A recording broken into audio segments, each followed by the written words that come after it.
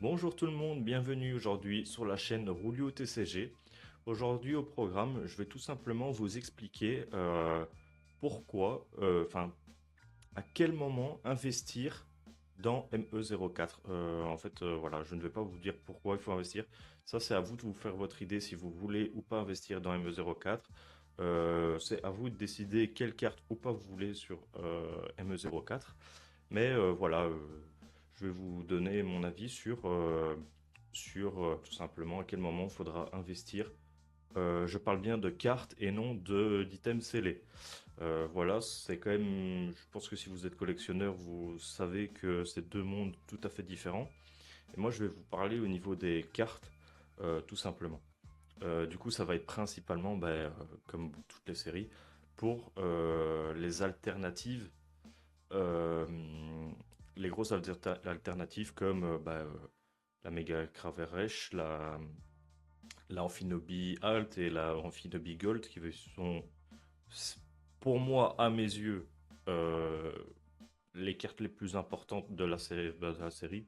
Je pense comme pour tout le monde. Donc voilà, ça va être surtout intéressant pour ces cartes-là, les grosses cartes. Aussi les AR. Les AR, ça part un peu du même principe. Donc voilà. Le reste, en général, s'en fout, on fait pas trop attention. Donc voilà. Euh, En même temps, en vous donnant mon avis, donc du coup oui, attention de bien faire attention d'avoir bien la nuance que je vous donne mon avis à moi en tant que collectionneur. Ça fait 2 ans que je collectionne les cartes Pokémon en tout cas et sérieusement.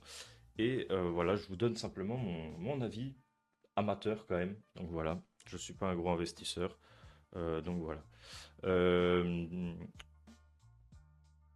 je ne fais pas cette vidéo à but de faire aussi de la manipulation de marché, parce que de toute façon, on va un peu aborder le sujet des prix, mais voilà, c'est pas. Moi, je vous donne juste un conseil de quand investir, tout simplement. En même temps que je vous parle de ça, je nous ai pris un petit coffret collection pins là de luxe. Donc voilà, il y a quelques petits boosters sympas. Le pin c'est très joli, 32 € sur Amazon sur invitation. Heureusement d'ailleurs que c'est pas pour du garder scellé parce que je pense que vous le voyez, le carton a bien été plié et ici bien défoncé. Donc voilà. On va se retrouver du coup tout de suite pour. Je vais faire un petit cut et après on va se retrouver pour l'ouverture du coup de ces petits boosters et du coup des explications de à quel moment investir à mes yeux. Encore une fois. À tout de suite. Donc nous revoilà avec le joli petit coffret. J'ai hâte, ça fait longtemps. J'étais parti en vacances, donc ça fait 2 semaines, j'ai rien ouvert, je pense. Euh, Ça doit être ça. La dernière fois, c'était l'ouverture. La dernière, non, c'était, je sais plus. Bah si, c'était l'ouverture équilibre parfait. Donc ça fait très très longtemps pour moi. Hop, voilà, tac. Voici l'intérieur de la boîte.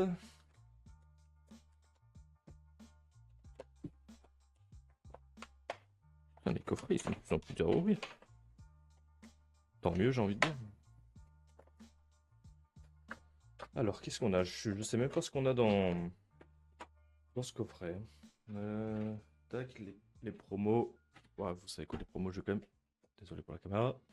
Voilà, K-Minus, Riku, Germignon, je vais les sortir après. C'est pas non plus des promos de fou zinzin. On a que du héros transcendant. Parfait. Par contre, le pins, les gars, il est lourd. Il est vraiment lourd et il est juste fou. Il est magnifique. Incroyable. Je prête rarement attention à. Tu mets des petits goodies comme ça, mais celui-là, franchement, je vais me le mettre de côté. Je vais peut-être pas le porter, mais ça peut se mettre en convention ou quoi, ça peut être sympa. Je sors les boosters du héros transcendant. C'est beau du héros transcendant. C'est la hype en plus, héros transcendant. Peut-être un coffret qui pourrait être intéressant à garder en scellé.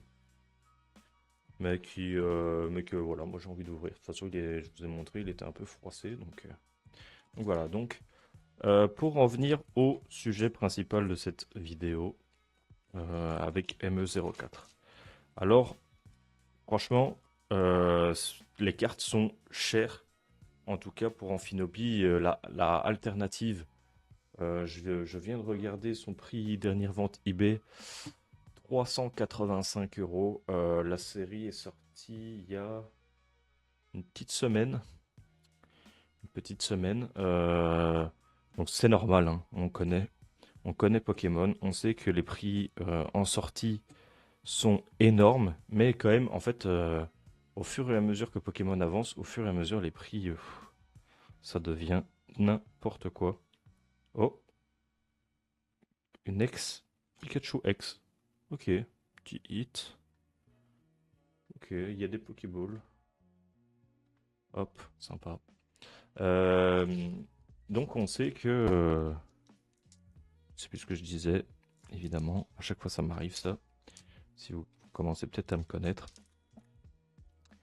Mais ah oui, les prix, bah, tout simplement, c'est tout à fait normal. Mais quand même, ces records, c'est déjà à l'époque. Donc comme je vous ai dit en introduction, moi ça fait 2 ans que je collectionne.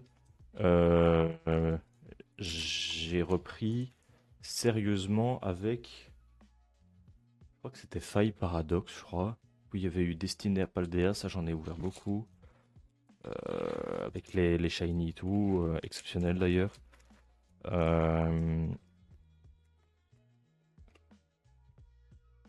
Euh, et du coup, ouais, à l'époque, moi j'ai vécu Mascarade crépusculaire.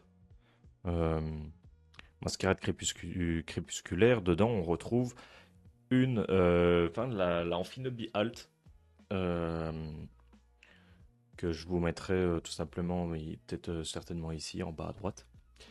Et à l'époque, c'était une carte record, c'était la carte la plus chère. Bon, c'était en sortie d'extension évidemment, donc à son prix à l'apogée, même si maintenant la carte a augmenté.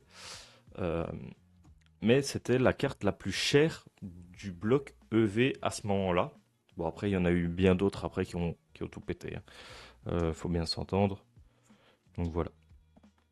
Putain, 2 ex. Incroyable. Et, euh, et à l'époque, la carte valait 210 euros. C'est vraiment, je vous mens pas, je m'en souviens très très bien parce que j'ai failli l'acheter les premières semaines parce qu'en plus, bah, c'était quand même, j'avais moins d'expérience que là maintenant pour déterminer à quel moment acheter une carte et je la voulais trop, j'étais vraiment amoureux de cette carte, c'était le coup de cœur, la série en elle-même, je j'étais pas fan, mais c'était la carte que je voulais, je l'ai d'ailleurs, si vous pouvez aller voir ma vidéo précédente où je vous la montre. Et justement, quand tu regardes au prix où je l'ai acheté et au prix qu'elle vaut maintenant, et au prix qu'elle valait surtout Day One, franchement, j'ai fait, je pense, une bonne affaire et j'ai acheté pile au bon moment. Euh, donc, la carte est sortie, 210 euros. Euh, oh, une petite AR. Oh, et tout Raptor. Et c'est tout. Putain, les gars, 3 hits. 3 boosters, 3 hits. 2 ex et une AR. Très belle, très jolie. J'ai oublié de prendre mes sleeves. Attendez 2 petites secondes.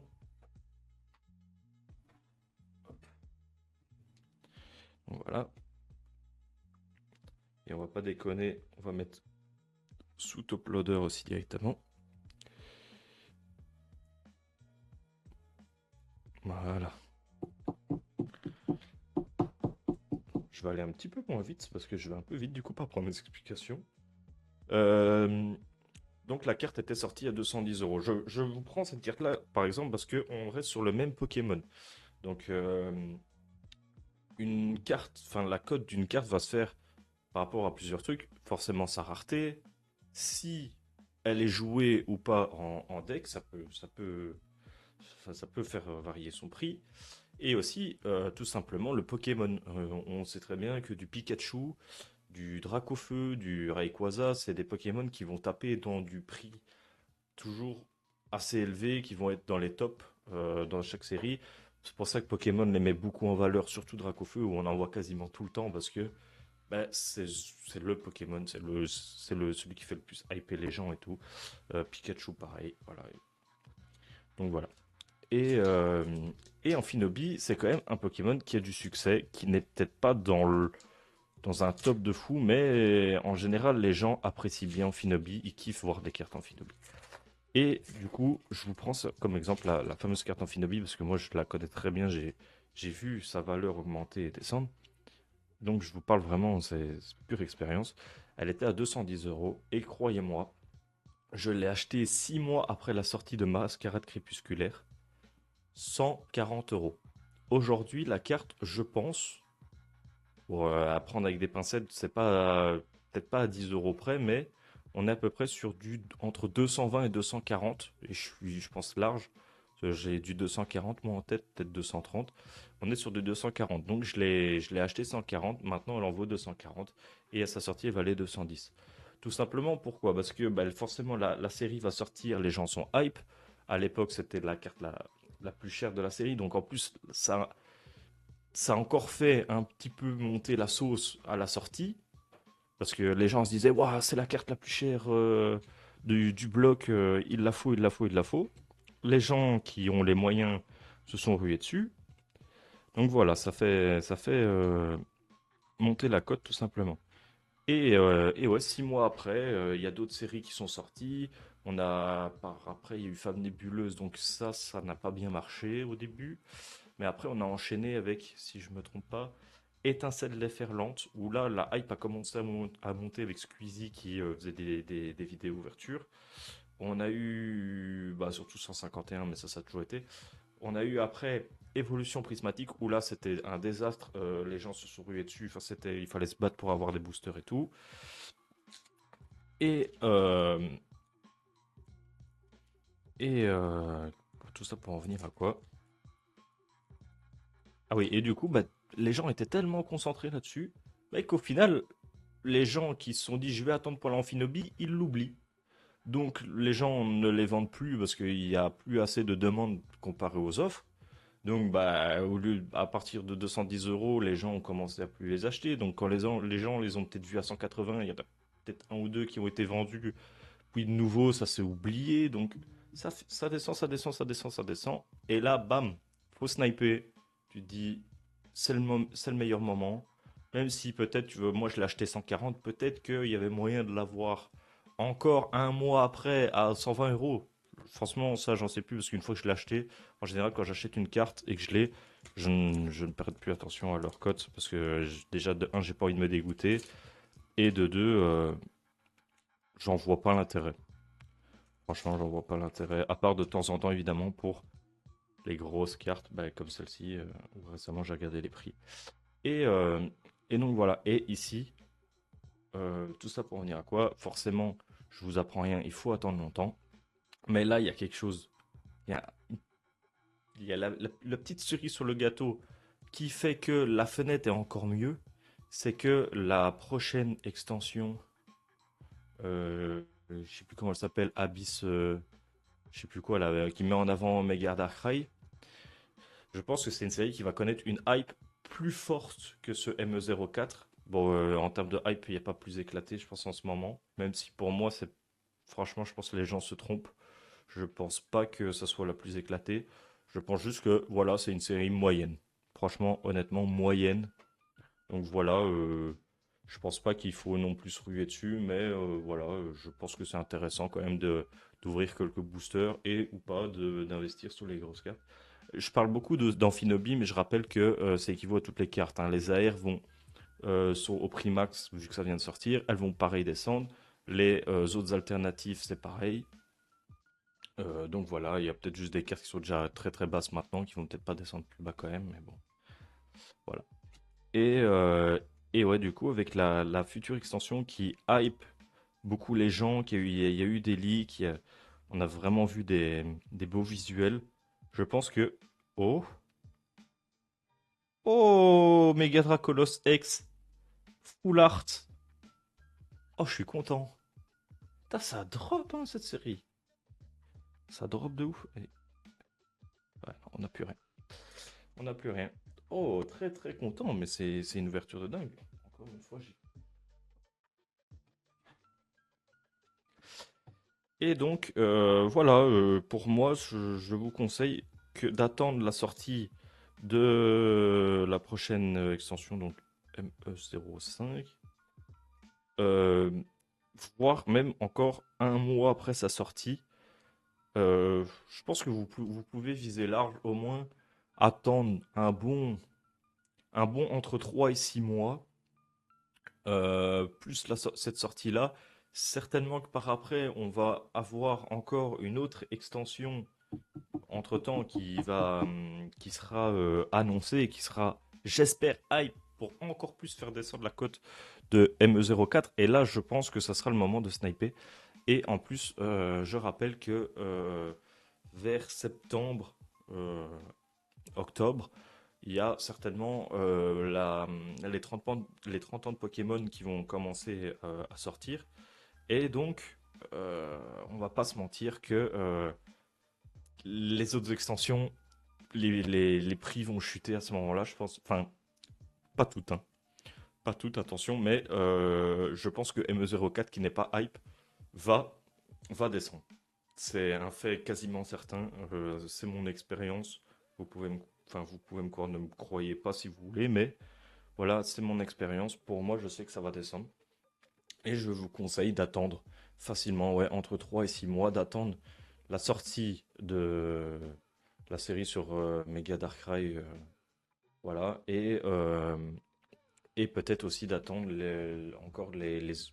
peut-être encore une extension après, ou voilà quoi, ou même les 30 ans, je pense que ça va descendre là. C'est le seul conseil que je peux vous donner. Après, franchement, c'est une série qui ne plaît à pas beaucoup de gens, donc c'est vraiment pour moi principalement si vous voulez concentrer sur les cartes les plus chères comme les Amphinobi Gold et Amphinobi Alt ou les autres alternatives, les AR. Euh, je vous donne mon avis personnel. Euh, je sais que je veux pas faire de manipulation de marché et tout comme j'ai dit en intro, mais là, AR de Xernias, franchement, cœur sur elle. Je pense que c'est peut-être, je pense que c'est une carte qui va euh, péter dans les mois, voire années, pour être large. Mais peut-être pas péter comme le Magikarp AR où c'est vraiment un cas exceptionnel, mais je pense que c'est une carte qui, sans problème, vous pouvez mettre un billet dedans. Je pense juste que là, pour le moment, il n'y a pas de lumière dessus, mais un jour ou l'autre, quelqu'un va mettre la lumière dessus et ça va péter. Donc voilà, je crois que j'ai fini de vous donner mon avis. Voilà, de ce que j'ai entendu aussi, ME04 drop bien. Donc si vous préférez ouvrir, je vous invite à quand même ouvrir quelques petits boosters, quelques petites dizaines, peut-être une vingtaine, trentaine de boosters. Vous ruinez pas dessus non plus, je pense. C'est pas intéressant. De toute façon, ne vous ruinez pas dans Pokémon. N'ouvrez pas à foison. Si vous voulez investir ou posséder une carte, le mieux restera toujours de l'acheter voilà, en loose ou même en gradé, mais voilà quoi. Euh, donc voilà. Donc pour en revenir à ME04, attendez quelques mois. Je pense que pour moi, je vise que le Amphinobi ici à 385 euros, je pense. C'est quand même très très haut. Franchement, mon avis personnel, je pense qu'il va descendre à un moment donné sous la barre des 300. Peut-être, bon ça c'est vraiment beaucoup quand même, mais ça serait une grosse chute. Mais je pense qu'il va peut-être à un moment donné se rapprocher des 250 euros. En espérant que vraiment les prochaines extensions soient exceptionnelles pour faire en sorte que cette extension se, ne, que les prix de cette carte chutent. Donc voilà, je parle en loose évidemment. Après, en termes de cartes gradées, c'est encore un autre sujet. Ça serait beaucoup trop vaste à vous parler là maintenant de ça. Donc voilà, j'ai fini de vous parler de ça. Et tout simplement, ben voilà, pour cette petite ouverture, on a la très belle Mega Dracolos X et la très belle Etoraptor AR. Donc voilà, très content. En plus de ça, deux ex. Franchement, sur 5 boosters, 4 hits. Donc voilà, bah en tout cas, je vous remercie beaucoup de m'avoir écouté si vous êtes resté jusque-là. J'espère avoir été pertinent et intéressant. Je sais que je me répète beaucoup, j'essaye de faire attention à ça. Donc voilà, on est sur une chaîne croissante. Donc voilà. Bah, j'espère, comme j'ai dit, avoir été pertinent. Je vous souhaite en tout cas une bonne semaine. On se retrouve en général une fois par semaine. Attention, hydratez-vous bien, il fait chaud. C'est la canicule. Faites attention à vous. Prenez soin de vous. On se donne rendez-vous la semaine prochaine. Ciao, bye bye.